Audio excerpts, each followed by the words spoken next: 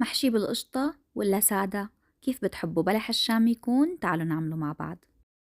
طنجرة على النار حطيت كاستين من المي ونص كاسة من الزيت النباتي ومعلقة سكر ورشة صغيرة ملح، بحركن مع بعض وبتركن على النار ليبلشوا يغلوا، وبضيف عليهم كاستين وربع من الطحين وبضل بحرك لحتى يتجانس الطحين مع المي وتختفي كل الكتل. طبعا استعملت لكل المقادير الأكواب المعيارية.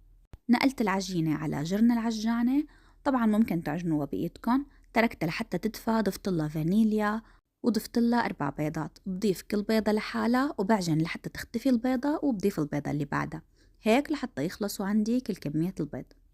هيك العجينة صارت تقريبا جاهزة، بقي إضافة وحدة وهي النشا. ضفت معلقتين نشا وعجنت بإيدي كتير منيح، ورح تطلع معي عجينة كتير طرية وقوامها مثل ما انكم شايفين وما بتلزق بالإيد.